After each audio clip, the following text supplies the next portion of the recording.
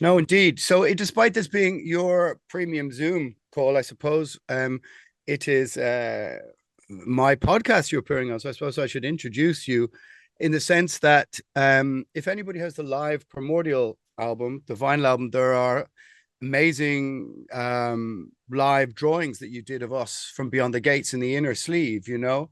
And so, if anybody's been to Beyond the Gates and some of the venue, they'll probably have seen you at the side of the stage like frantically drawing and headbanging at the same time, you know, which are sort of incredible action captures of the bands playing at Beyond the Gates.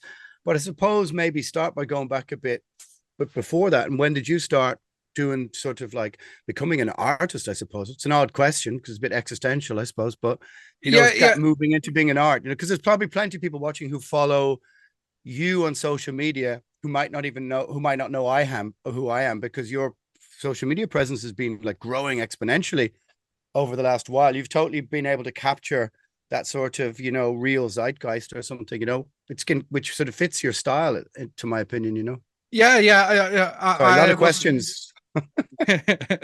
I was always famous in my own head, and then I was just waiting for something as stupid as TikTok to realize my fame. So Yeah, yeah. I just waited for the standards of fame to lower enough to let me in. Um, yeah, so basically, when people ask me when I started as an artist, I mean, the natural question is, when did you stop being an artist? Because everybody draws, everybody sculpts, everybody does that stuff until around school age, and then they stop because then you're supposed to do it right. Yeah, And good point. I didn't stop.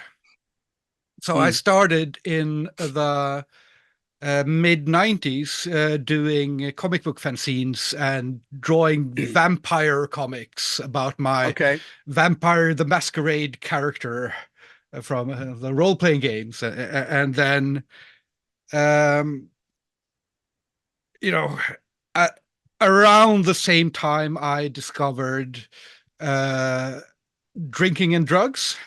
So my early foray into comic book stardom was delayed a little bit, distracted, I could say. Yeah. Yeah. Then around 2004, I started working professionally, meagerly professionally, just scraping by. Yeah. And I've been scraping by ever since. Yeah. I think we're both card carrying members of Scraping By Yeah, somehow. old school Um, scrapers. yes, exactly. But the thing with I know I always found it fascinating the Beyond the Gates thing because that's where we first met Yeah. a few times up in Bergen, and I mean the idea of trying to it's hard to describe to people because it's kind of like live action sketching. Yeah. But like I had the sort of because I'm just singing, you know, and not playing the guitar. I sort of had the ability. I remember being able to kind of slightly scoot over to the side of the stage to just look over your shoulder, sort of examine what you were doing while we were playing. And I don't, like I said, we'll put them up on the screen or something like that, but they're incredibly vivid. Sort of like I'm not sure anybody's been able to kind of capture this, you know, movement of this sort of black metal on stage. How could you say it? That the drama theater of the sort Mm. of pathos of the whole thing in the same way. When did you start doing that? So that started sort of by, like most things, it started by accident. So I Mm, was going to the Hole in the Sky festival, okay. Of and course. Yeah, yeah. That's it. That's what Home Beyond the Gates was before, you know, of course. yeah, and I was really broke, scraping by on the lower end. So I really wanted to, I That really was me wanted scraping. to, yes, I noticed the scraping. I can spot scraping from a far distance. Yeah, yeah. I, I was trying to sell my tickets, even though I really wanted to see, I think the two main ones for me was Urfaust and Ooh, Rotten Christ. That was sort of yeah, yeah. what I really, really wanted to see. But no one bought my tickets, so I said to myself, I'm an artist. I'm a professional artist. If I bring my sketchbook, Oh, yeah. uh, then I'll at least not be wasting time. just wasting the money, not the time. And then Urfaust opened the festival, and it was the first time I saw them. And I was just Amazing sitting, stuff. Yeah. yeah, fantastic band, and Yeah. all black metal should be in waltz rhythm. That's my my stance. Yeah. And um, I started just sitting in the background and sketching with this brush I had been using for years. And I noticed that, hey, something here looks like the music. So I started sketching more and more. And by the end of night one, Rotten Christ was playing, and I was uh, uh, sitting in the back drawing, and then running up front and headbanging, and then running back to draw some more. And then night two, Suffocation was playing, and I had no real I didn't have any relationship with their music. I had seen some videos, I've heard Sure. something, but technical death metal had never really been my forte. I mean, I loved Nile and a couple of other stuff, but it wasn't my thing. Yeah. And it was just magical. And I Yeah. started, splashing around the ink and just going wild on the paper. And I saw that this looks like an extension of the Yeah. music. No, And yeah, I then think it certainly does. It absolutely does. and then it's been like 10 years, or no, wow, it's been 14 years of developing that, and trying to figure out this sort of it's sort of a violent meditation is Yeah. how I think of it, because uh, it's a very strange flow you have to get into in Yeah. order to capture uh, just enough of the how it looks Yeah. to Yeah. portray how it feels, because that's the Yeah. most important stuff, is how it feels. And unfortunately, along the way, I'm not drawing at Beyond the Gates anymore, but Hmm. I'm drawing other places instead. So Sure. it's Yeah. Yeah. hard to become a hometown prophet. No, you're right. I mean, I kind of, um, you know, arranged a portfolio to go to art college way back in the day, and doing just enough, but not overcooking whatever I was sketching, was always the problem. Where's the line to stop? And with those particularly vivid sketches, it always struck me that you were, so as you say, the kind of flow of violent meditation is a perfect way to describe it, because but I know that in my head, well, I would somehow always overcook it or want to correct something or get distracted by my own inability to somehow that exacting moment where you go, finished, move on quick, that kind of thing seemed to me to be quite a difficult place to put the end point. Do you know what I mean? Yeah, but the end point is always fuck, I should have ended 2 strokes ago. But That's always it. it never looks like that to me, though. Yeah, yeah, it is. I've been getting better at figuring out the endpoint, and also been getting better at figuring out how to work in a way where I can reach a good endpoint. And a part of that is, at first I would start headbanging while drawing if the music caught me. Mm. Now I will start headbanging whenever I notice I'm thinking about the art. I will start Okay. headbanging to stop myself from thinking, because Okay. Yeah. thinking has never led to anything good in history. Well, I know exactly what you mean, because it may sound odd, but like even playing sport, if the ball is coming over your shoulder and you have to volley it, playing football, the more you think about it, the less likely it is going to go in the top corner. And I think it's similar to being on stage. It's like, I find that if I get caught in a moment of, as you say, trance-like moment, the muscle memory of all the songs you've written just comes out, it flows out. Whereas if I go, what's the next line? That's when the moment of kind of like, where you're, you're just sort of shunted out of being in the moment is when your brain takes over and plagues you with self-doubt. Do you know what I mean? But I want to ask three things. So just to go back before this, before we met, before. Oh yeah, sorry, go on. I just one thought struck me because we met first probably backstage somewhere. Yeah. Early 2000s, mid 2000s, I'd say. Yeah, and backstage it is a really hard place for me because of the type of energy of me and of the band, and I didn't quite know how to verbalize it until last month, where at Inferno, where I did a performance for the first time in a long while, together with Kostin Kirunu.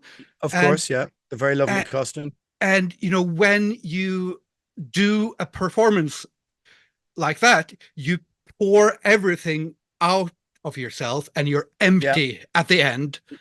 Yeah. And that emptiness is infinite in some strange sense, but it's an emptiness. And then when I do the live drawing, it is opposite. I take everything in, and I end up as empty, but that emptiness is full of stuff. So it's sort of opposite energies, which has been sort of interesting to. That's interesting. I think you're probably right. And I mean, I think you're definitely right. I think that when you are playing, you're sort of, extracting these things from you and giving them essentially to the people who are taking part in this, being in the same room as this artistic, sort of like passion play or whatever it is that you're doing. Whereas if you're where you say on the other side, more or less of the stage, you're kind of, you're absorbing it. You're absorbing the energy in. So you're giving energy out, giving energy in without sounding too, and with the art about it. With the art, I really have to open all my senses. So one of the things that the guards who are around me have started noticing is that I'm aware of everything that happens there. I'm aware of the crowd surfers. I'm aware of the guards. I'm aware because I have to open up everything in order to be able to catch those few glimmers of what's happening on the stage. And it's a very interesting form of exhausted you get afterwards, which is totally different from the performative exhaustion. And I mean, and there's also, I think that because let's say the medium that you're operating in, it's between you and that page in front of you, and the sense of it's up to your sort of almost in complete control of that medium. Now, we played a gig the other week in Germany with Primordial, and for me to get in the same flow as you, there's a whole load of way more other things that have to switches that have to be flicked. And the moment I came on stage, I realized the in-ears didn't work properly. Took them out, still didn't work properly. Monitors didn't work properly. I could hear something with the mic. Like instantly are three things that will totally disrupt my I have to, disrupt my, I'm going to say my flow or whatever you want to say. And I had to stand at the back of the drum kit and gather my thoughts and go, if you don't fucking try and block this out, this gig is going to go to hell for you. The crowd won't necessarily notice. The band will think, oh, great gig. Well, you're that moment, that ability for you to step into that flow is going to be completely blocked, and you're going to be part of the reason why, even though all the technical stuff is getting in the way. And I think it's quite interesting because what you're talking about is like an analog flow of energy between you, the paintbrush, and the page. Whereas even though playing a gig and singing is still part of that analog thing, one little thing, like these stupid little things I've got in my ears, can almost ruin that for me. And you have to be able to take them out and go, stop for a moment. Because if you get too, like I have a tendency to not be very patient. If I don't take a moment, after the gig, I can come off feeling even more empty than the emptiness you were talking about before, which is a kind of fulfilled emptiness. The other one is a kind of frustrated emptiness. Do you know what I mean? Absolutely. But I think the jitteriness before and the acute awareness of everything that can get you out of that flow that's more similar. Because I have that all the time with oh shit, I'm these photographers are standing too close, and I can't Yeah, yeah, see properly, and it's all of that stuff, and that nervous yeah. jitteriness is maybe not exactly the same as while performing, but it's Mm. more akin. Every Yeah. time before I start concert drawing at a festival, every single time I'm nervous as hell because maybe I've just forgotten how to draw. Maybe it will just be stick figures this time. Yeah, And yeah. that's Yeah. pretty similar, I think, to the I performance think anxiety. it's also maybe a bit similar for certain sort of character personalities and types, you know, in Mm. that like I'm the kind of guy who an LED screen on a phone or on a TV will keep me awake in a room. And I take in all these points of light that can sort of disrupt, as you say, this kind of things at a gig, whereas Kieran, guitar player, is just nothing bothers him or phases him. He could break a string in the first moment of song, just go and casually change it, just restring the guitar and just come in on the next bar. And he wouldn't even, it's just like not even a moment of stress. I've never even seen him move quickly, you know, and I mean that with the greatest respect, you know what I mean? Mm. Whereas it strikes me that maybe yourself and myself have somewhat similar, um, how we say, easily, you're taking in a lot of different points of light, of potential satisfaction, but also agitation, but also getting quite worked up about things and getting quite, there's something like a sensory overload going on sometimes with me with gigs where I'm like, and then all of a sudden my brain goes, what's the next line, cunt? And I go, fuck, fuck, fuck, fuck. And then, do you need to, and then I look at Kieran, he's just this modicum of calm. Does that make any Bastard. sense? You know? Yeah, yeah, Yeah. I know. You know, the kind of person who can just go like this and sleep on a plane for 4 hours going, Oh, fucking and hell. like, not a chance for me. No chance for me. You know, I No, suppose it's something with character types as well, though. You know. yeah, I think something about the over stimulation and the That's it. Yeah, yeah, oversensitivity to everything around me is, one of my great assets as an artist, yeah. and probably my biggest hindrance as a person, because I Mm. get really overstimulated by Yeah, crowds, by people, by but yeah, I was actually, for a little while, I was diagnosed with ADHD, and I yeah. got the ADHD drugs, which is fantastic because everyone loves speed. We'll move But on from. no, but it's a very it's they gave people with ADHD a drug that's very hard to uh, Ritalin. yeah, uh, it's hard to not like in some Yeah, yeah, sense, and yeah, especially for a brain that is overstimulated, it yeah. gave me this calm and this serenity. I could actually focus on my thoughts, and I became a much calmer, more flowing person. But I started noticing that one of the things that didn't happen anymore was that I didn't become overwhelmed with the beauty of creation anymore. I didn't stop Mm. and just look at the clouds or look at a puddle or look at a particularly beautiful pile of dog shit and just go, ooh, that's the most amazing thing. In the world didn't strike me viscerally. It didn't take my breath away anymore. Very So interesting. Very interesting. And I think I completely agree. I would have been diagnosed with the same thing as a kid. And if there's no doubt, if I was from a different country, I would have been on Ritalin. I would have been Ritalin up to the eyes in the late 70s, early 80s. Absolutely. There's no doubt about it. It's just I happened to be born and be 4, 5, or 6 in 79 to 82, 83, where I just think in Ireland they didn't prescribe you those drugs. Um, there's no doubt I would have been, but I totally know what you mean, because like in the 90s in Ireland, most of the metal scene was getting to ecstasy and amphetamine and speed and everything. And from years and years and years of people being involved in all of that, it totally does dull your senses to the joy of just a sunny day, of just going yeah, outside, because that's what drugs does. It kind of drains the whatever it is, this sort of adrenal gland. It drains your ability to find joy in yeah, exactly what you're talking about. And certainly from touring for many years, being around, playing, traveling, drugs especially, you can see it does create a jaded sense within your ability to perceive wonder.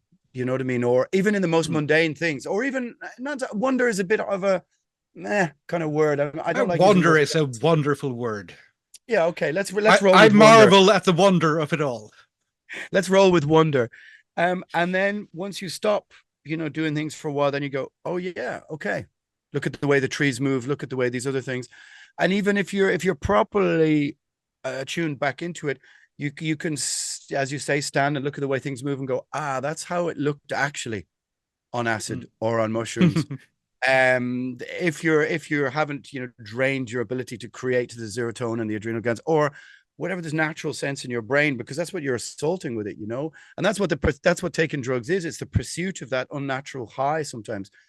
If we're talking about amphetamine and powder, man created substances, and they do definitely blunt your ability to recognize, as you say, exactly what you're talking about. I felt exactly the same thing, even if I haven't connected it quite to music, but certainly sometimes I found myself, because of these things, standing at a gig going, I just don't feel this at all. And it's not oddness that you're in a crowd. I'm just like, just have to leave, Yeah, but it is every sort of crutch you can take for getting to these elevated states of consciousness also makes it harder for you to achieve them without those crutches, I think.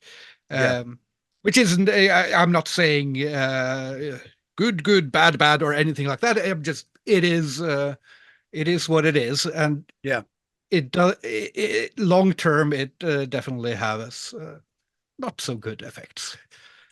No, there's no doubt. You can see if you're from I remember when ecstasy came into Dublin in about 92, end of 91, it changed society in Dublin, because I was 16, 17 then.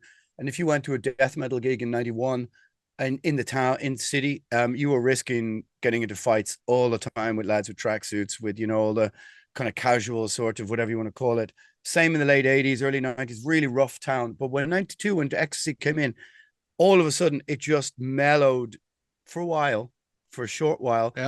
This street energy, this sort of brutish street energy was kind of sated a little bit. And all the lads who previously wanted to kick your head in on a Saturday, now we're going to raves.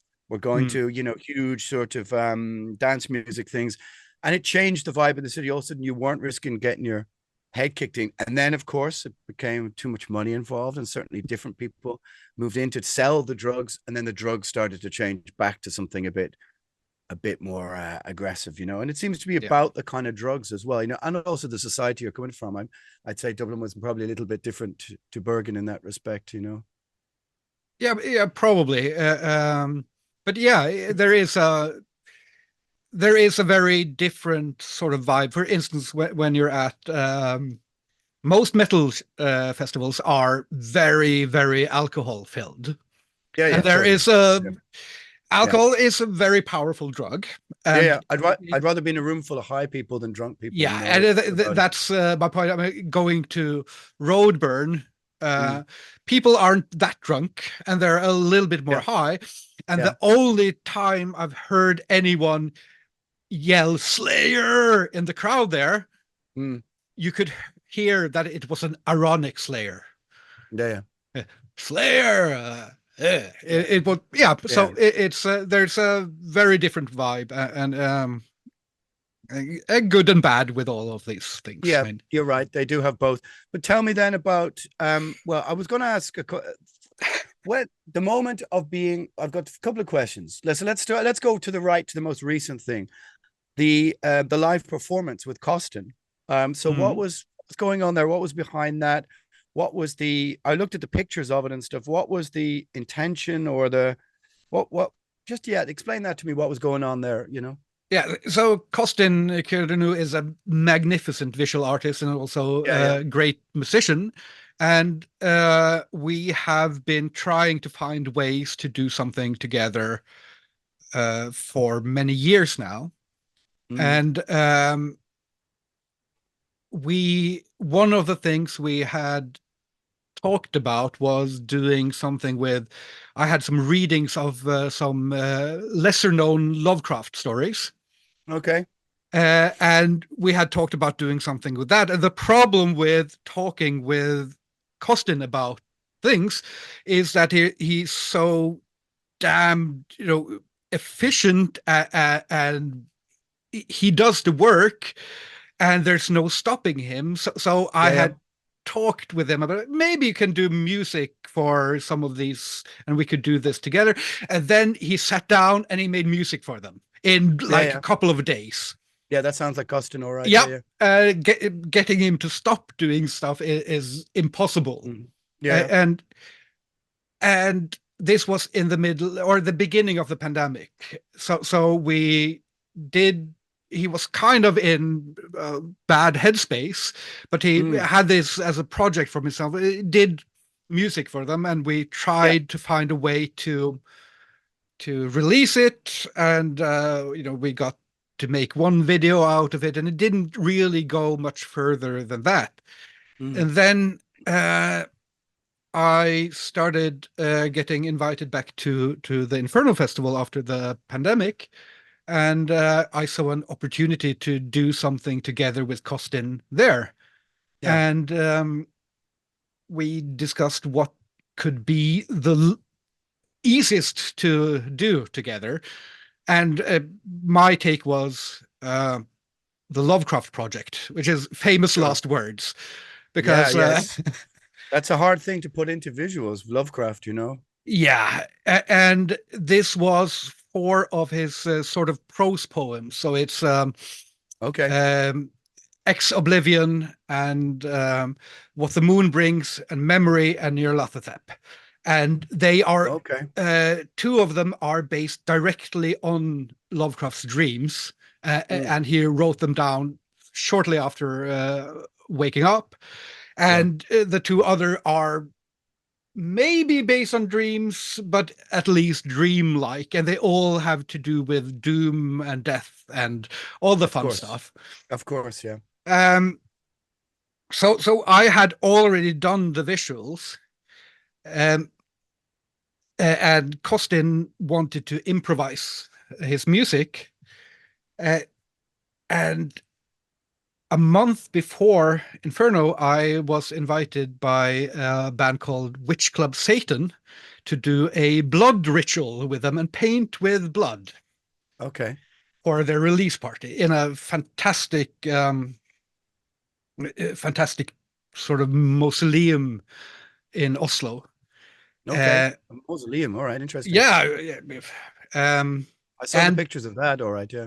Yeah, and then since they are a feminist black metal band, I sort of became a honorary woman for the evening, taped up and bloody, and it was sort of a revelation for me to see how much I got out of the performing of that seance, because I was the only one in the room actually doing anything.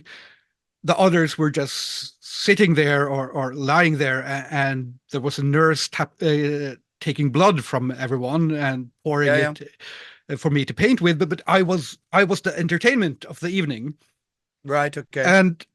And that did you feel like you were back in Weimar Republic or something? Something like that. Some Brechtian, kind of passion play or something, psychodrama. Something like that. I sort of felt like the Japanese Buto performance dancing thing. I sort of. That was what I was trying to channel in some way. And that really connected me to a more performance side of myself that I'd been neglecting for a long time. And then I said, okay, now next month with Costin, we have to do something like this. Okay. And suddenly what was supposed to be the easy little show became something where I had to try to memorize for Lovecraft stories, and where I had all of these changing of clothes and small things that happened as in audience interactions and all of that stuff. And then, of course, as things happened, 2 days before the performance, I woke up with a fever. Okay. Okay. And basically, it was it it was kind of magical, but it was also magical because I had a fever and I don't Yeah. really remember all of it. I didn't remember a single word of any of the stories because the fever just burned everything away. And Yeah. Costin was on fire with his music, and we basically, this is a hard thing to do at a metal festival, but there was a room of like maybe 70 people. It was packed to its limit with Yeah. a small room, and they all shut up for an hour. Wow. Okay. And they shut up so much that you can actually, on the recordings of it, you can hear the talk from the people downstairs eating pizza while this was happening. Yeah. So Well, yeah.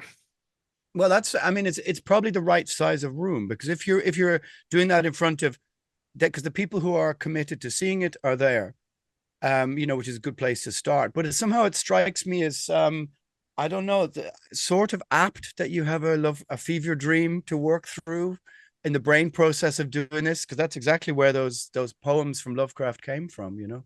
Definitely. Very fitting. A little bit unpractical, but very fitting. Yeah, I know exactly what you mean. Yeah, I've had to do the same thing. I mean, even we did a tour at Swallow Sun, and there were 3 days in the middle where I literally just could not. Yeah, I was just like just lying prone all day, sweating in this incredible fever, and then I had to go. Okay, gig is in an hour, and you have to, like a zombie, drag yourself up. There were strange shows that I don't really barely remember, but you, instead of being the kind of black metal action man, it was a little bit more static. But there was certainly something to be gained from this very fuzzy, odd mental state that you're trying to balance with. Not good for as you say, the practicalities of singing, but certainly coming out the other side when the fog clears, you're like, that was an unusual thing to have to, it's like trudging through molasses to get to the end point of the marathon. Yeah, and I think I'm diagnosed bipolar, so I'm used to having lows, and I'm used to having these hypomanic highs, where not quite true mania, but close Yeah. enough. And whenever I do one of these festivals, what I do is that I do a sort of a controlled version of that hypomania, where I Okay. know that I will not be sleeping more than 3 or 4 hours because of all the adrenaline from drawing, and Yeah. I know that I have to fill my days with I have to go exercise, maybe do some Sure. running, and then we start working early and work like 14 hours. And I can do this because I've trained myself to channel this energy into a short period of time. So I can Okay. do it for a half a week or so. Right. And with the fever right um, before the Inferno Festival, it was sort of the same, because I knew I had to do all that stuff, and I knew I could, fever or no fever, I could manage to appear like a person for long enough to Mm. manage to do it, and then go and die at the hotel room, and then go back. And it's Mm. And how does that manifest itself in relation to, I mean, when you were started painting and drawing, was that previous to knowing that? Or when did you know that in the sort of timeline of being an artist? And did you find then like, oh, that's the reason for these moods or these things that are influencing or inspiring me? And then like the ability to harness that energy, like yeah. how you know what I mean? Because I'm just trying to empathize with sort of how it must feel to be able to harness that sort of, you know, as you say, bipolar energy or something. How does it how does it work? Or do you know how it works? You learn how it works every day, and then Yeah. you learn how wrong you were yesterday. And but yeah, the way I started noticing that I might have bipolar was that That's what you mean, yeah. I had these long depressions where, you know, I wasn't working, the art wasn't working, everything sucked. And Yeah. then I started getting these periods where I got creative again and where I felt better. And then I got very creative. And then I felt so much better. And then I felt on top of the world. And then I would never have a depression again because I'm cured, I'm free, I can do anything. And then you go like that for a week or two without sleeping more than an hour here and there, and you crash and burn, and then you hear from your friends that, oh no, you've been a dick to them for 2 weeks now. And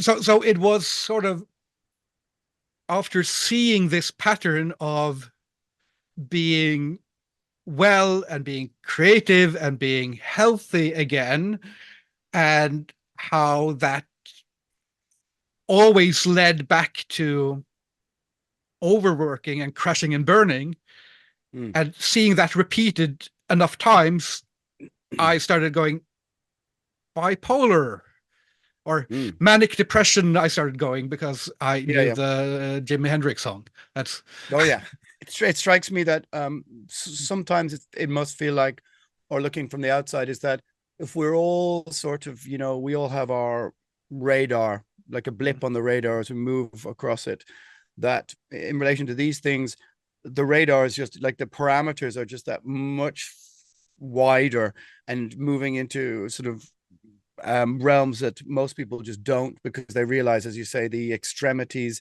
of all of these emotions and ranges are going to, as I say, crash and burn in a much heavier way. It's like sort of, I like, there's a sort of strange sort of, I'm not sure how to, well, how could I describe it? Because I'm just sort of trying to go by what you're talking about. Well, but I think that extra little bit further, you know. I think that most people can actually relate to bipolar pretty well. I mean, not all mental health issues are relatable. I don't know what it is like to have schizophrenia, for instance. Yeah, I have a friend who has it, and it's very hard. It's like sometimes it's the person you know, and other times he's just a completely other, like somebody completely unrecognizable from day to day, you know. And with bipolar type 1, you can have these manic episodes where you actually lose, you get sort of more schizophrenic, but I don't have that element. I don't get true mania. And then basically, yes, anyone can understand those ups and downs, because we all have those ups and downs. Exactly. It's just that for me, they regularly are destructive to my life, both the down and the up, if I don't control it. I think there's a terrible habit in modern society, and I think it's at the behest of pharma, you know, big pharma, whatever you want to say, that is to convince everybody that they need somehow to medicate themselves. You know, I mean, that's partially the opioid crisis. That I think there's a fundamental division between people who have genuine sort of, you know, mental illness, or, you know, the parameters of something genuine, then self-diagnosed stuff that's been part of the propagation of you know, because I think naturally, as you say, human beings are up and down. It's not a linear emotional state that you're living in, or shouldn't be, but because there's so much money behind convincing everybody that need to medicate sadness, need to medicate sorrow, need to medicate anger. You know, I'm slightly shifting the conversation to somewhere else, but you know. Medication does help, and you can see the statistics for medication helping. The problem is that if you actually look at the research, it helps just as much as exercise, or it just helps just as much as therapy, or it helps just as much as any other small things that you can do. The reason why medication is the go-to way is that it solves a problem. Yeah, it solves a problem for the medical companies who get paid. It solves a problem for the doctors who get to do with the little time they have per patient, they get to do something that might help. It solves the problem for the state, because they can see that, oh, we give drugs to our mental health patients, so we are good. We are doing something about this. But in reality, medication alone isn't a good idea. No, medication together with therapy, with meditation, with fixing this fucking society. Also, I mean that's the problem. I think that's what you've outlined there is the most charitable explanation, perhaps. I think some of it is also, of course, I try to be charitable. Okay, it's something that doesn't come as naturally to me sometimes.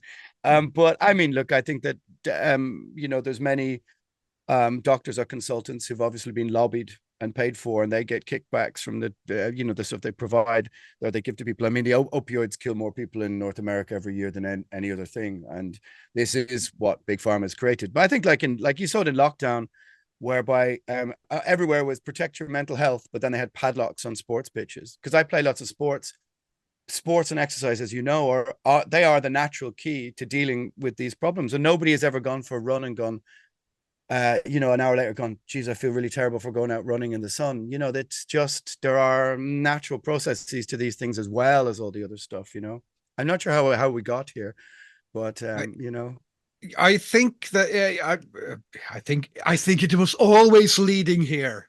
It was fated to be. I think that we haven't even started talking about anarchy yet. So I mean, but I think that this has a lot to do with anarchy as well, and with anarchism as well, because we live in a society that is profoundly alienating to the human experience as a whole, and then we sort of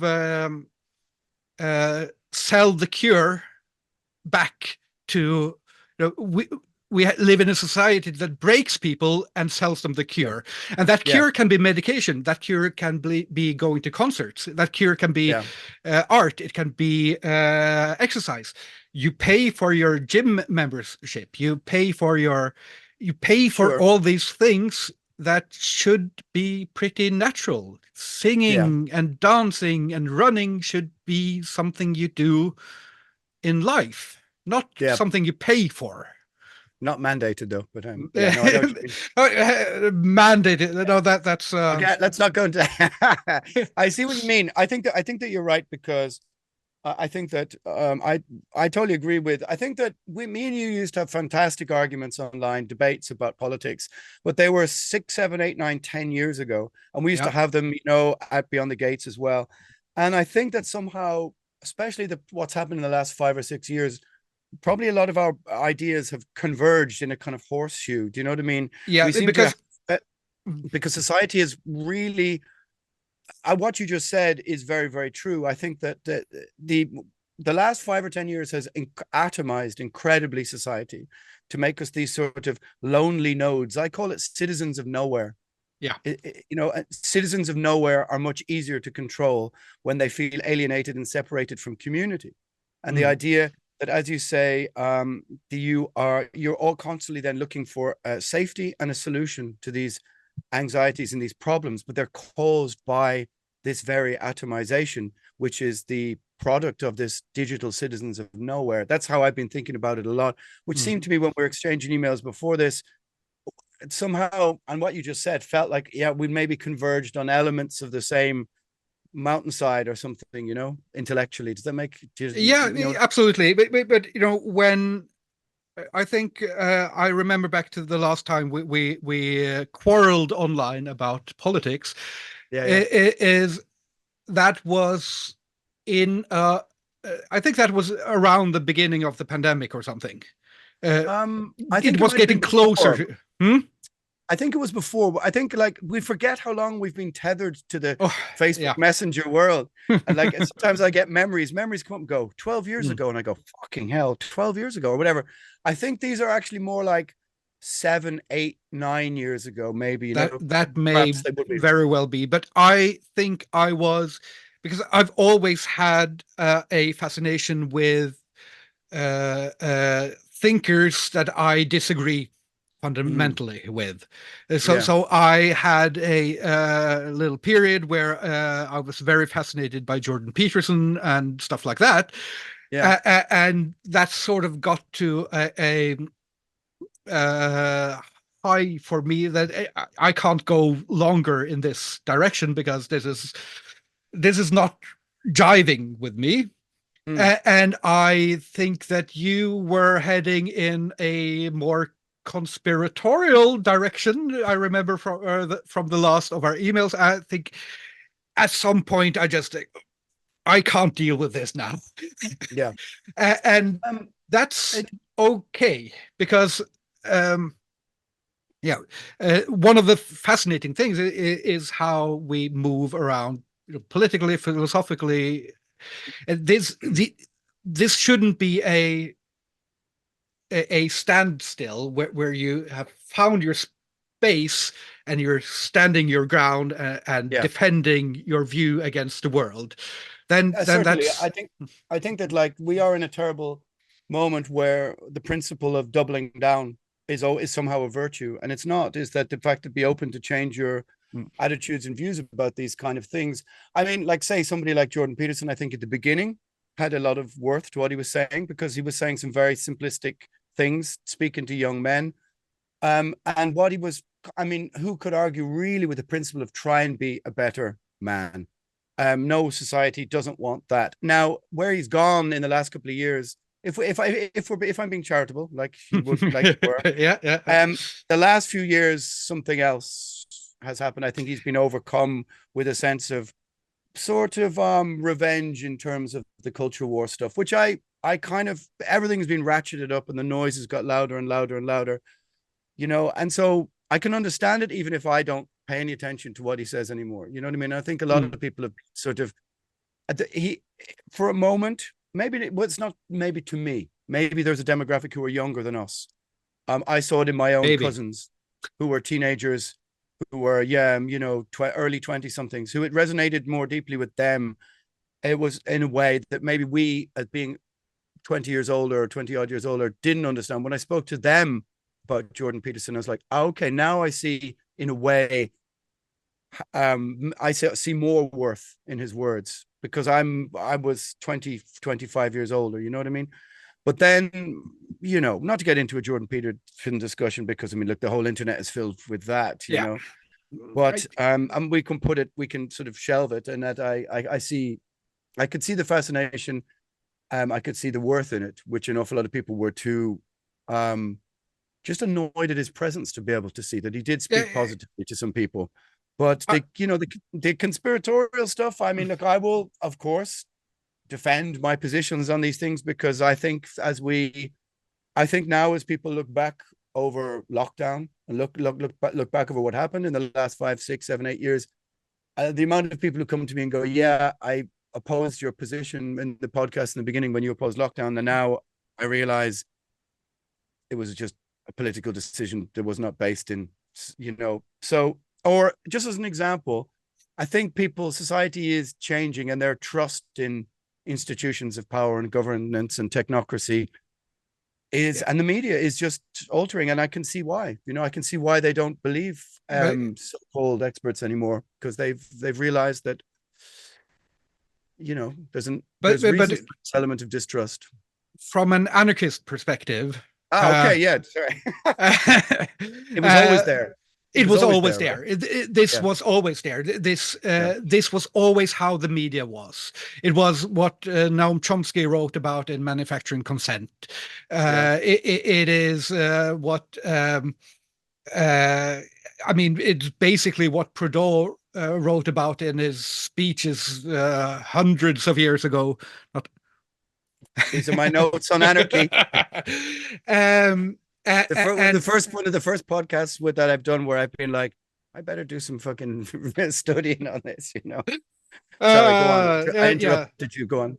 Yeah, I think that the problem is, in some sense, when I hear you and a lot of other people worried about our decline into authoritarianism, which is very real, is that I see that authoritarianism is already here. It's been here for a very long time, and we are not in a decline into authoritarianism. We are waking up to the authoritarian nature of parts of our system.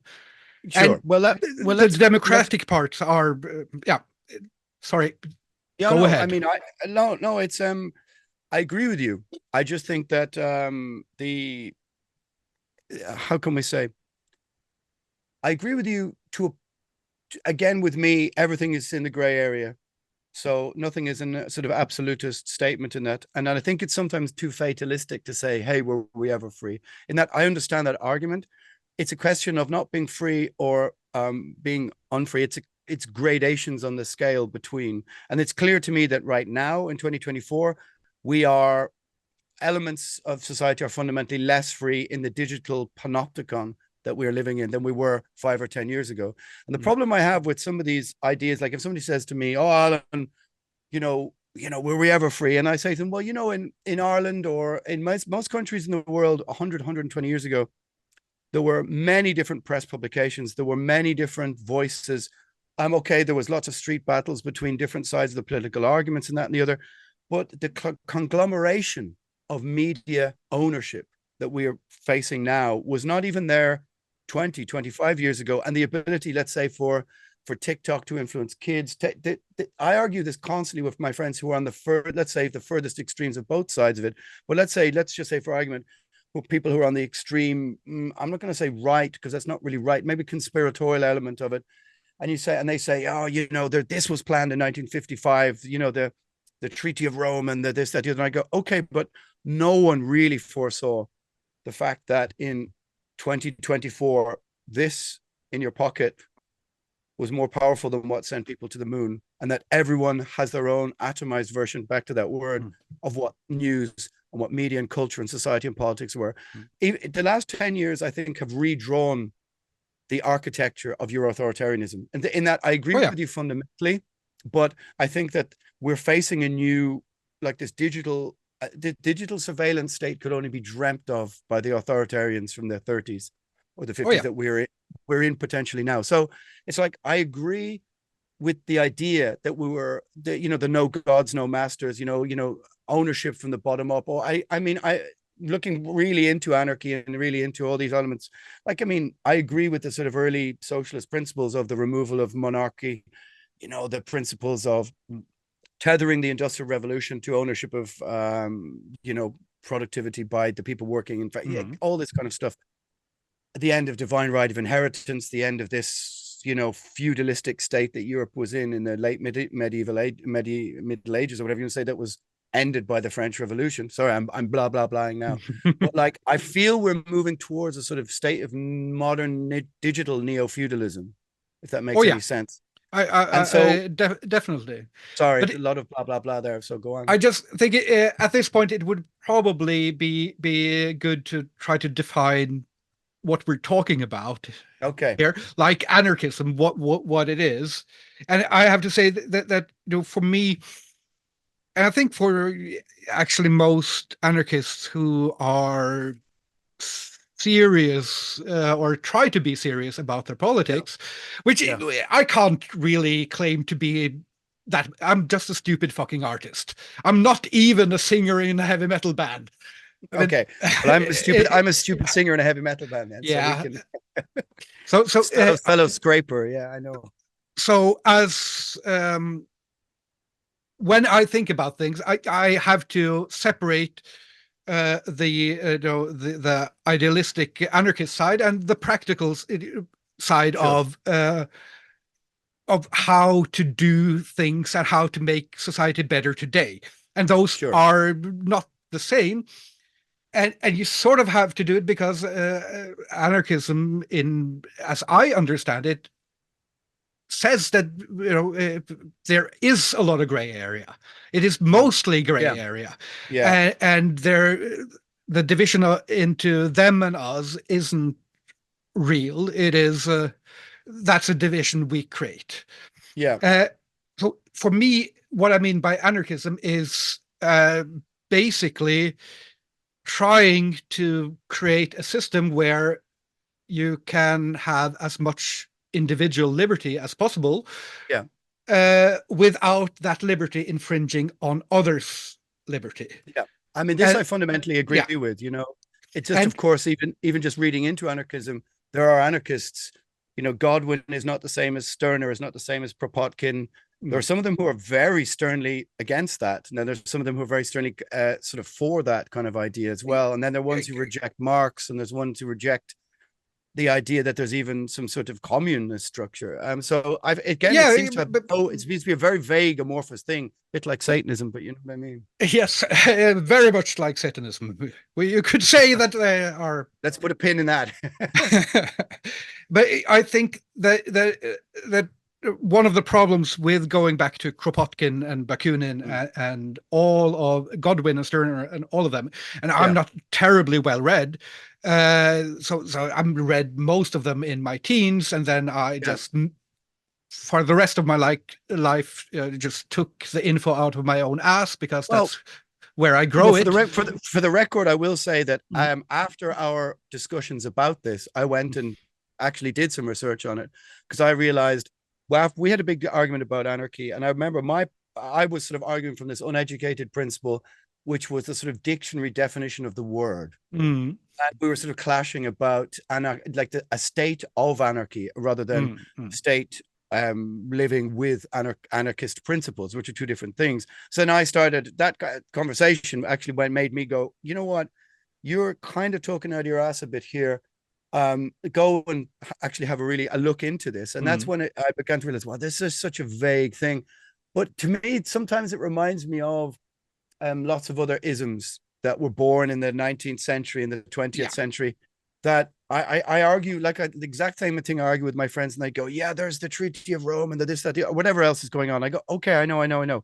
But none of them could have foreseen that an Elon Musk would come out of nowhere, or a Bill Gates, and create this thing that sits in your pocket. That, like I said, just the digital atomization of society is not, nothing could have predicted quite that thing in 1880. I think applying idealism from 130-40 years ago, which was, sorry, I'll just finish this, which was relevant to the time and the movements, like Kropotkin or something. And he ended up in Spain, right? Sort of influencing Catalonian anarchism, as I began to understand, traveling that journey that he must have gone on to get there, to sort of Spanish Civil War Spain. If I'm not incorrect, somebody will rifle me in the comments, and pun intended. Our sort of digital, the parameters of our digital journey, I find I've probably eclipsed an awful lot of the practical idealism here. Does that make any sense? Yeah, because I think, or I'm open to being completely wrong also. Do you know what I mean? I think the point that I was trying to get to before the novel, what was that Kropotkin and Bakunin and all of them were douchebags living 150 years ago, and what they are saying isn't necessarily relevant to us. And you can find a lot of stuff there that is relevant, but you have to sort of update it to the here and now. And that's sort of baked into it. But one of the fundamental things, one of the fundamental analysis, I don't know the word. Analysis that most of the early anarchist thinkers got to is that, and that I think is very hard for people today to understand it, but really that explains a lot of what happens today, is that private property Yeah. is authoritarian. Yeah. But here we have to define private property. So personal property, that's Yeah. your microphone, your house, your Sure. camera, all of that stuff. Private property is the right to own land that other people farm, factories that other people work in, and houses that other people live in. Okay. And Yeah. if you have the right to own something that other people need for their life, then the only way to protect that is with a state level military power. You Yeah. have to have a standing army or Yeah. police force to protect that kind of property. Yeah. Uh, This I completely understand. and But I almost think that the idealism must be tailored to go from country to country or geography to yeah, geography, because I think that if you take North America, you know, the indentured servitude that people arrived in North America with, they worked off that indentured servitude, and the ownership of a piece of property is part of their emancipation or their ending of that servitude. Or yeah, Australia, you know, Irish people going to Australia, that kind of thing. Whereas if we're talking about, as I think I agree with you in the sense that if we're talking about post-industrial states in Western Europe, who are maybe inheriting, I suppose let's call them, in Ireland, they would have been the landed gentry, the ending of the landed gentry class, and the handing down of huge properties through the class system. I think those are two different things. Do you know what I mean? That yeah, but it's still the idea, and this is very much sort of there is this very Christian idea that there is one big truth that should apply for everyone, and I think that's a good principle to make laws about or make base laws on. But what happened in the French Revolution and in when the aristocracy lost a lot of their rights was that these rights were the property rights were transferred to the wealthy. So that instead of this system based on inheritance, you have this system where you could trade what the aristocracy had a monopoly on before. And the problem with trading that is, you know, the poor still don't own anything. And the nature of these types of markets where you can trade land and where you can trade factories and homes is that it will always grow towards monopolies. So you will sort of, this thing that started a few hundred years ago will always grow towards these huge global monopolies we see today. Yeah, I mean, I agree. But I think if you take, for example, say even, you know, the Bolsheviks or something, or you look at what their removal of the kulaks or that kind of thing, is that the problem for a lot of people is that the anarchist model, in that a lot of the anarchists I was reading about are reacting and arguing with Marx. No, I mean, the Communist Manifesto was what, 1848 or something? So it was written around lots of the revolutions in the late 1850s. Most people don't, I think a lot of people don't realize it wasn't written in the early 20th century. So it took 50, 60, 70 years for the ideas to sort of germinate into the explosion in the early 20th century of Bolshevism, or whatever you want to say. Bolshevism is not right. But the problem, I think, with that is that I think that maybe once let's say the playing field has been leveled, and very often in a brutal way, because obviously communism is the sort of anarchist adjacent model. We see that different systems of hierarchy just enforce themselves anyway. It strikes me that the model of anarchy that would work the most is actually in something like a small rural commune. And once it gets to a certain point, like a mathematical nodality or something, I think is the right word, maybe, and where there's just too many people involved, and there's too many processes of interaction, then inevitably some sort of natural hierarchy starts to appear, and also based on character types and the people involved in it and the methods of industry that maybe rise and fall. Which one is more, you've got countries where one geographical area is powerful when one thing is being mined, and 40 years later it moves to another place. I think there's just, again, a lot of coefficients that the principle I do agree with, and I've come more to agree with it since we argued about it. The more, when I went and read about it, the more I went, okay, I do see a lot of my principles, especially in the last couple of years, what's happened, the skepticism of state and governance and institutions of power and all that kind of stuff has really risen to the, top of my thinking.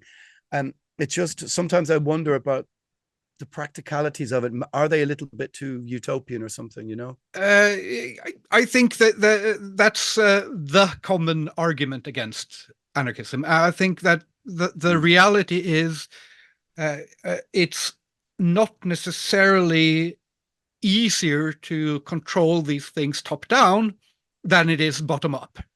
And if you, for instance, you can look at what's happening in Rojava last 13 years or 11 years. And this is a part of Kurdistan. It's in between Syria and Turkey and Iraq, and they've been waging a four-way war against ISIS and Turkey and Syria. And they've been, after their US allies said that they were the best fighters against ISIS, and then backstabbed them and left them to rot and to be bombed by Turkey. They've been left there with these huge, basically concentration camps of ISIS prisoners. And so far, through earthquakes and through all of these wars, I mean, they're attacked by Syria and Turkey as we speak, and they were in the middle of the heart of the earthquake last year. And most of the reports going out there, for instance, from ISIS prisoners they released back to their countries, has been that they were treated well and they got the same share of food as everyone, and things work reasonably well for such a incredible clusterfuck of a situation. And they've been able to, for instance, tackle a lot of the tribal blood vengeance feuds in the area instead of doing it by a police force. They've been doing it by having these tribunals of peers, so that you can choose to fight, but you can also come and we can discuss how to solve this. And this idea of every little community decides how they will be governed, how they will be ruled, and they send their representatives to try to coordinate that together. This is now working for a couple of million, I mean, it's 2 or 4 million people, something like that. And they're also having to deal with tens of thousands of prisoners that they shouldn't have been left with. And the reports are, it's very difficult to find good reports on this, but so far I was trying to have a look. All right. It's really difficult to, and I'm sure there will be atrocities revealed in years to come, because they're in a war. But so far, the reports from prisoners released from their ISIS camps have been more humane than the immigrant camps in Turkey and Greece. I mean, I'm not sure. I mean, I understand what you mean. I'm not sure exactly what this proves, because this proves the organization of a couple of million people in bottom-up organization of a couple of million people in a war situation, which is... I mean, it does to us sitting on a podcast now, thousands of miles away from where this is happening, interpreting what news we get from there. I mean, you'd have to really, I don't, as you say, it's hard to get exactly the news, but the circumstances that allow that, the necessity of that situation, is a very particular set of circumstances. And they would seem to be, you know, necessitized. Is that the right word? There's a necessity to them, which is born of war and struggle and incredible adversity, that I'm not sure exactly how the principles would apply to Western societies or structures, but I take the point. I just I don't speak about it from enough of a position of knowledge or authority to really speak to it fully, you know. I may be wrong about everything. I'm probably wrong about everything. But you make it's an interesting point, and people should go and maybe you know, to try and discover what you're talking about. I think a lot of people maybe not know, but people are holding it up as an example of an anarchist model that is succeeding more than it's failing on some levels. I suppose is in the discussion around it, you know. And which is interesting. We saw the same in the Russian Revolution and in until they were killed by the Bolsheviks. And we saw the same in the Spanish Revolution until they were sort of backstabbed by the communists there as well. It was... Yeah, well, I mean, I think, again, I would return back to my idea that natural hierarchies formed out of this idealism that took shape, that ended up exacting murderous reprise on each other. And I think maybe, like, looking through these guys, there's a couple of them, you know, who have very different views on human nature. I mean, Kropotkin seems to have this very so he's a sort of anti-Darwinist, which I find really interesting. He seems to think the model of animalistic cooperation, which I find very odd that he would think that. But there's some of them, this guy Stirner, I mean, he seems to be a complete bastard. He was the guy who was like, there is no morality, there's no this, there's no that, the other. And it's like, wow, you're advocating literally for anything goes kind of society. Again, speaks to, how can I say, there is either an overplaying of the hand of the cruelty of human nature in some of them, and then an underplaying in others. And I think the natural, as you pointed out, these two revolutions, let's say Spanish and Russian, as soon as the dust settled, you saw there were people who wanted to line up their opponents against the wall. There were people who wanted to start murderous reprisals. There was human nature dictated. All of a sudden, someone rose to the top of that and implemented brutal, you know, regimes from a very short period on after the idealism. And you realize that the idealism, maybe it's easy for us to talk about it here, but it sort of became like a cloak, like a bit of a smoke screen to rather more darker human impulses. And that's the problem that I sometimes have with these things, and that I agree with a lot of the principles and the idealism. And then I go, well, how does this work in the practical sense? And I feel it can only work with a very small amount of people, because that, unfortunately, I just want to grab onto that. I think you should absolutely be skeptical, because revolutions tend to favor murderous bastards that you don't want. The law of the claw. Yeah. But I think it's so easy for us as a society to make a sort of an insane logical leap. And that logical leap is that we say that a society is so complex that the parts that are on the ground can't really organize it, but we need a single person on top to organize it, which is sort of, which is more impossible. I mean, just mathematically, the idea that a small state should be able to organize millions of people is practically impossible. Yeah. But people generally organize themselves reasonably well. And in most of our day-to-day living, we live anarchically. I mean, every time you solve a problem without calling the police, you are living like an anarchist. Yeah, I mean, Belgium for like 2 or 3 years had no government, 2 years, and people were shocked at how reasonably it just ordered itself. I mean, yeah, I do agree to a point, you know. So we make this logical leap and we say that the other way is impossible. But what actually happened is, or what I think happened is that if you have a system where information spreads very slowly, like in Stone Age or in the medieval age.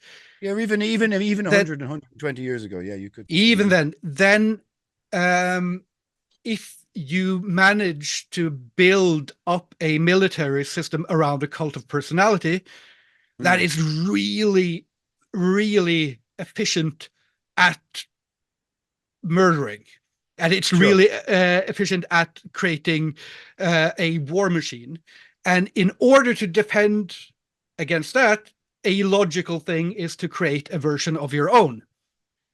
Yeah, but, well, of course. I mean, if we're talking back to... the fact that these very hierarchical military organizations have managed to basically get control of the whole earth isn't necessarily a sign that they are the state of nature.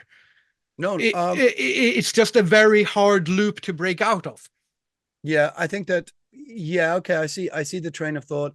I think you've got to maybe go from tribal societies who, you know, would have defended themselves from people trying to take over their land, and then you've got the formation of nation states.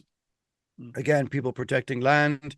It seems to be that there's a sort of sort of cultural arms race there, or a sort of structural arms race where people are defending their little part of the earth where they speak their certain language and the other from the next one, or else they were 500 years ago going to be, or 800 years ago, or even 100 years ago, or even still now going to be just annexed or taken over by another state. So there does seem to be a necessity for whether it's from a small tribe to a nation state, for the ability to defend itself from external forces. So the idealistic model is that there just aren't any borders or nation states, which just seems to be kind of a bit too idealistic for me, you know. Yeah, but you're a huge fan of liberty, as I've heard.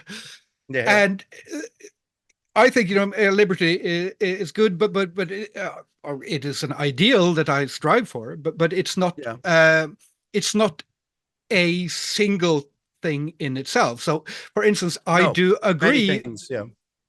I do agree that there are some really dangerous things that have been happening with parts of freedom of speech, part of the whole lockdown has in showing how obedient people are to government and how much of a fringe lunatic you have to be to go against it. So you sort of, to be an anti-vaxxer, you don't just have to be very skeptical of big pharma owning the patent for something that we should all own, but you have to believe in lizard people as well.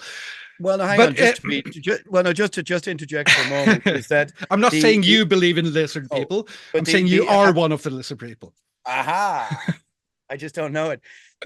I think one of the things that some of the hurdles to some of these conversations for me are the application or the ascribing of the most extreme viewpoint sometimes to the people that are just naturally skeptical. So to be skeptical of the motives of big pharma doesn't make you an anti-vaxxer. But if you go back to the history of vaccinations for 120, 25 years, they've done amazing things for society. But to be skeptical of, hey, right now you're mandating me to do this, and to the backdrop of a lockdown where every other piece of information to the contrary is being censored, That's where I was, not as an anti. See, to portray somebody as an anti something immediately. I didn't mean this as a slight against you. I meant this as a slight against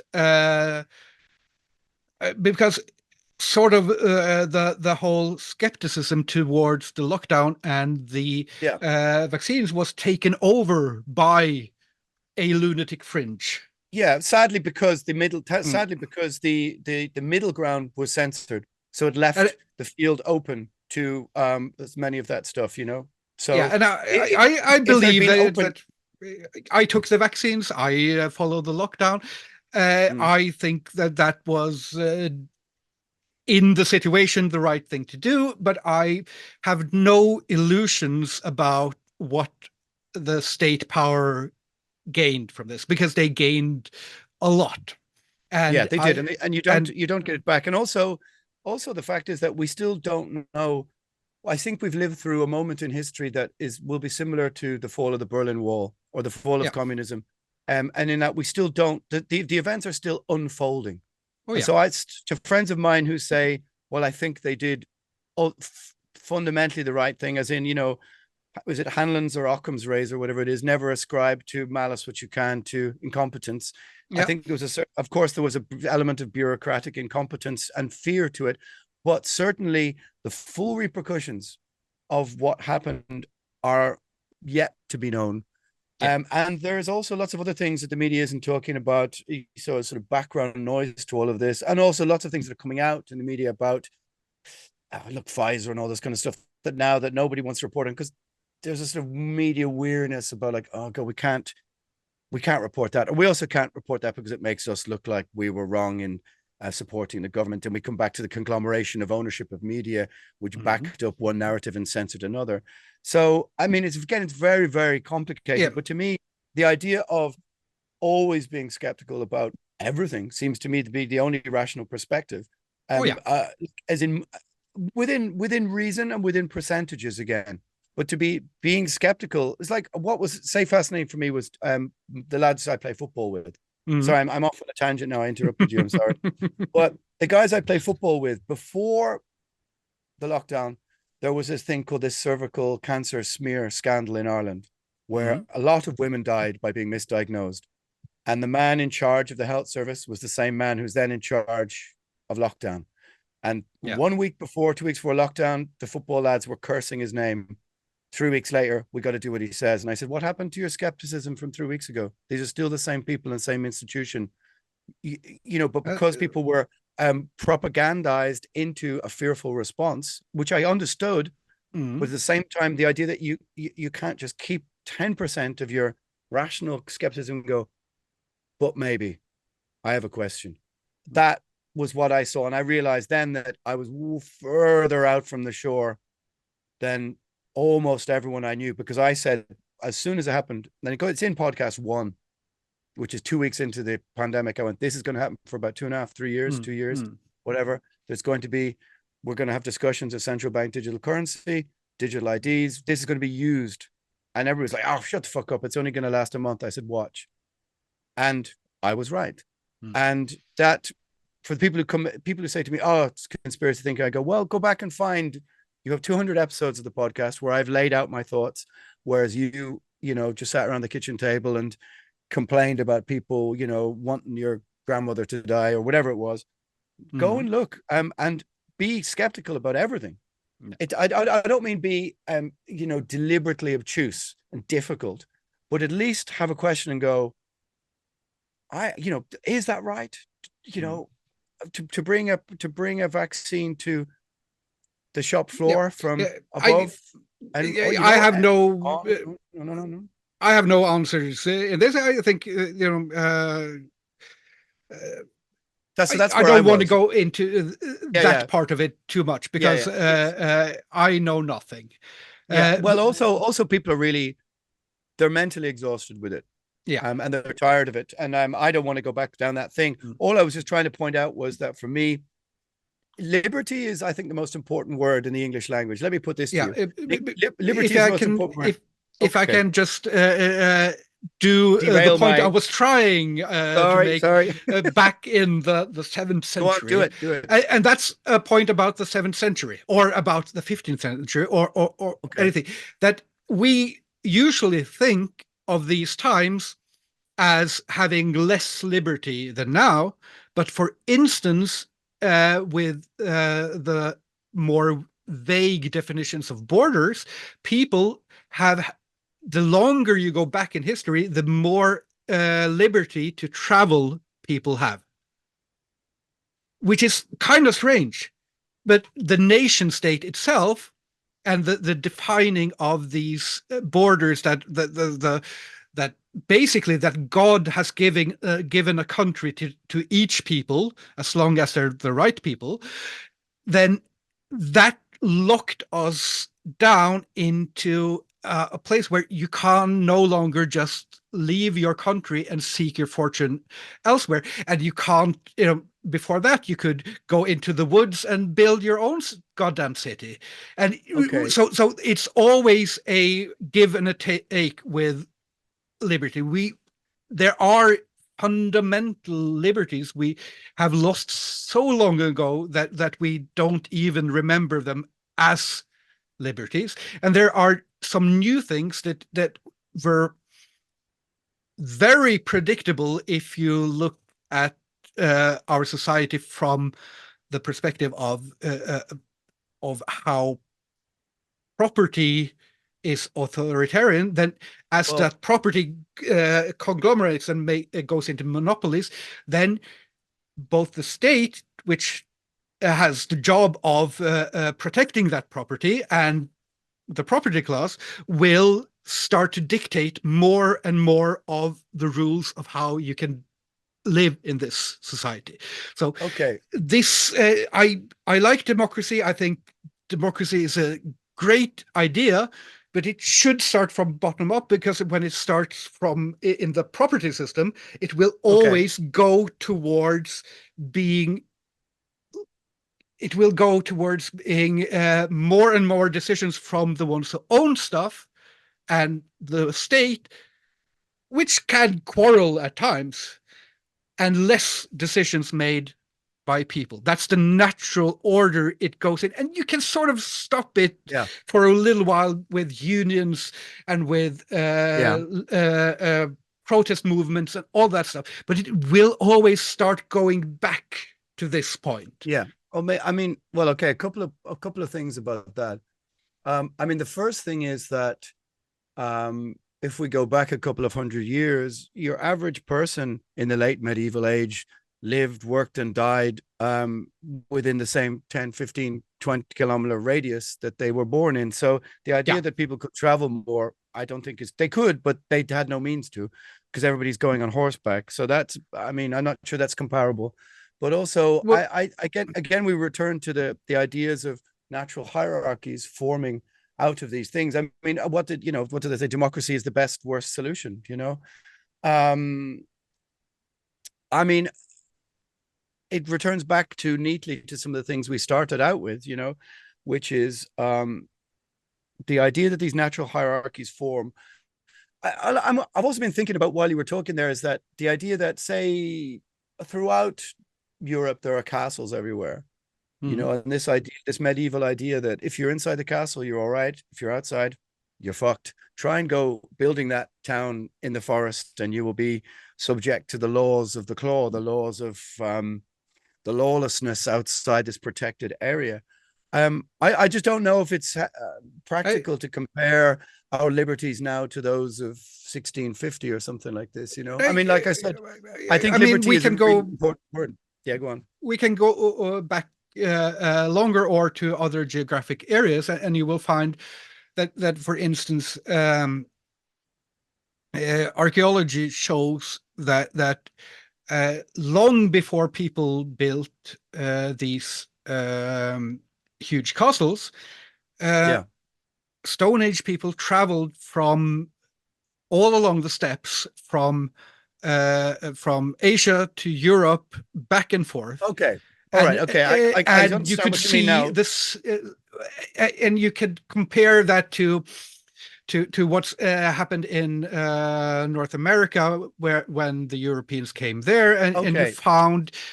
I see what you mean now. Yeah. Okay, the migrations of huge peoples, which happened over Yes. a long period of time. Okay, I see what you mean there. I don't think that's quite individual liberty, as in being able to travel as we somehow view it now. I think that no, because they didn't have planes. Or they had alien planes. The technology. Men. Yeah. I see. Well, that's what all the pyramids were for. Yeah, of course. I think just to sort of bring this back to something that has to do with art and music, I was let's do that. Fascinated with your conversation with Kati Round. Oh yeah. Because it was trying to get at what we had lost, that yes. we tried to find in our own culture and in this reenactment of our own culture. Sure. And I think that if you look at a lot of the things that are happening now in culture, it's people trying to get back to a communal ownership through this LARPing, this play acting of community. Yeah. So we go to concerts to play act that we own these songs together. It's us. We are the community. And then we go back to our separate, alienated phone worlds.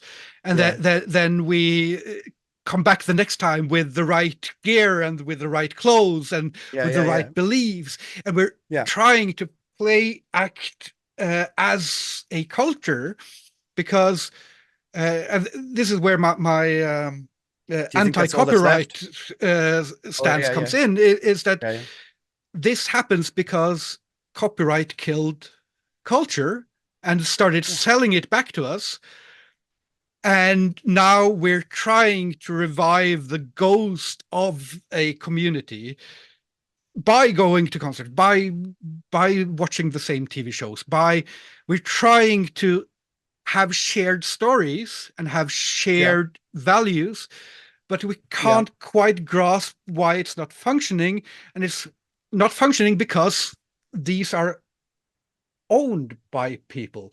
And it's not really a problem for me that you own your songs, but it is a problem for me that first of all, when you go, then someone else will own the songs for 70 years. Sure. And and also they can make those checks for 1 cent that I get. Yeah, 1 cent. Yeah. And this was I was arguing with David Theory, the artist who draws fantastic trolls and stuff.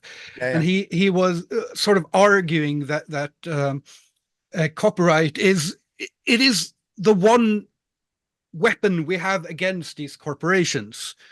And sure, in some way it is, but every time that copyright law has been extended or widened in order to protect artists more, in 10 years' time, artists have earned even less. Yeah. Every single time it's been going downhill, where corporations have owned more and artists have owned less. So it's not functioning. It's a very interesting point. A lot to unpack there. Sorry. No, it's good. It's good. I mean, I was trying with that interview with Katiran, and that whole scene of Heilung, Wardruna, whatever, all those kind of bands. Viewing it from the outside, I don't find much within the music, itself, but I really like what it's trying to do. This, as you say, this sort of attempt at reconnecting with something that everyone feels is a bit lost, but they're not quite sure why or how or whatever. There's a certain sort of there's something vaguely magical in the trust that you're somehow connecting with something ancient or atavistic, but it's through our modern interpretation of it. Not quite my thing, but I think I understand what you mean about the sense of community. I don't know sure if that's what you got out of it, because I sense that within that interview with her, I sort of circled the wagons around trying to understand what it is that makes this thing popular, you know, and it, you know, this kind of LARPing reenactment music, you know. I think a lot of it. I think it was a really interesting discussion. Yeah. But I do think that LARPing extends further than just the old Viking bands. Sure. In And a sense, we are LARPing our own culture at this moment. I don't necessarily say that in a condescending way either. No. Because I think it's way better than the alternative, which is, you know, echoing and just singing about nihilism and pessimism and all these other things. You know, I do see it as a positive cultural force. And if it makes people reconnect with something in their local society or community, then I think it's a really good thing, you know. I just want to, this is a totally unrelated point that I want to make. I think that if you went back to Stonehenge and the Druids or whoever built them, some of them were LARPing too. It was there's always been an element of LARPing. We have always been playing our own culture. Well, I guess that's part of, we could call it theater then, couldn't we? Yeah. You know, you're one of the actors on the stage, I suppose, you know. As the poet said. Yeah, there we go. The scraping poet. Yeah, I mean, we're getting back around, I suppose, to the end point of this discussion. But I think that the copyright thing is something I'd really have to think about. That's a very interesting point, because I was fundamentally against the whole Pirate Bay sort of movement, you know, because I could see what was going to happen in 10, 15, 20 years, the sort of Spotifyization. And I think Spotify is a very terrifying model for society, because I inherited like 50 vinyls from my parents, Chuck Berry and Steel Eye Span, lots of good records. What do people inherit now but a password, if anything? Like the ownership of nothing, you know, you will own nothing and you will be happy.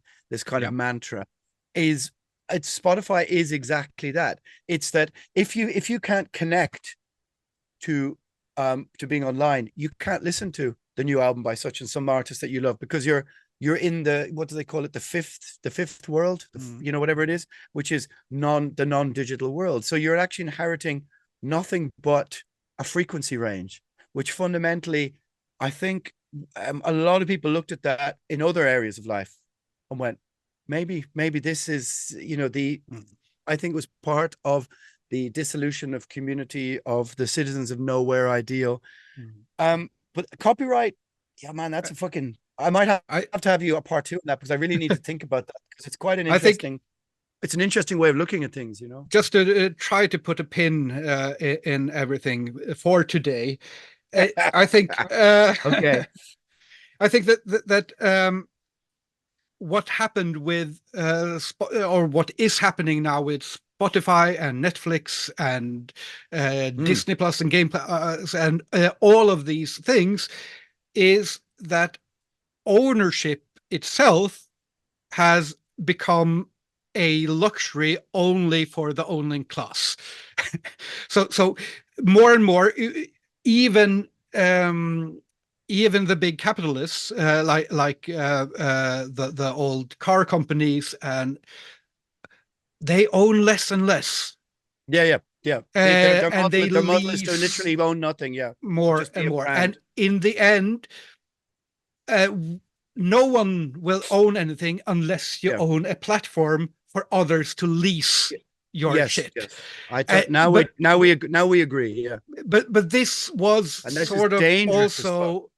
This was a sort of a you couldn't predict the form it would take, but you could predict the movement towards it, because because as long as these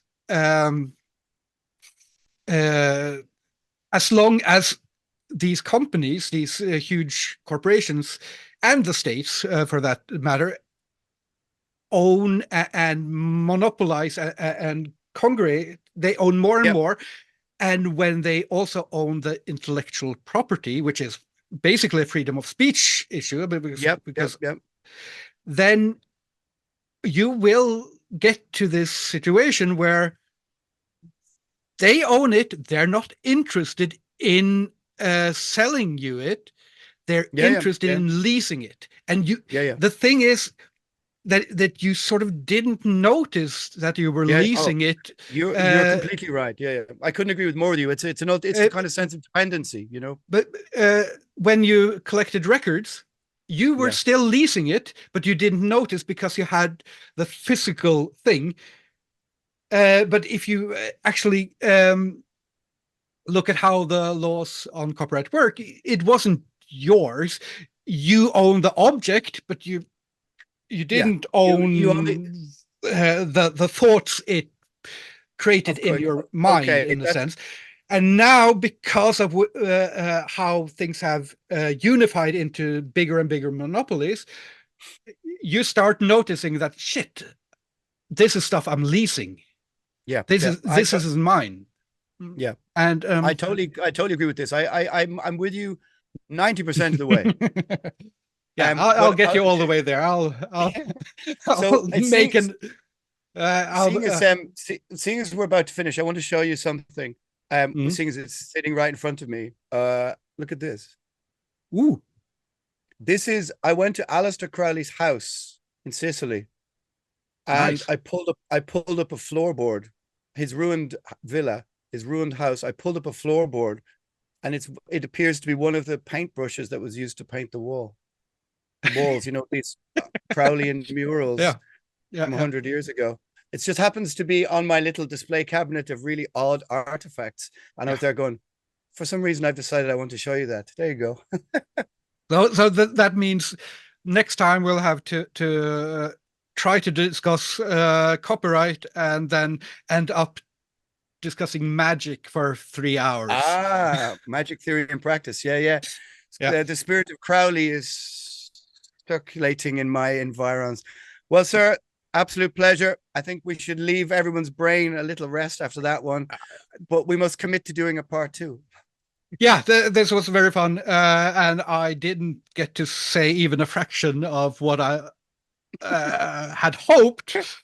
But it was very fun, and maybe we can also do something back where you come on my YouTube, and I've been thinking about, because interesting people are online all over the world, and I've been thinking about trying to do some interviews on YouTube where I draw the person who I'm interviewing while interviewing, and that would be interesting to do with you, but then maybe not get down in the rabbit hole of politics, because then I have to answer things, but maybe talk to you about art and process. Okay, well, so you need a third party as the other screen, you know, somebody else. No, I can manage myself as long as I don't have to think too much.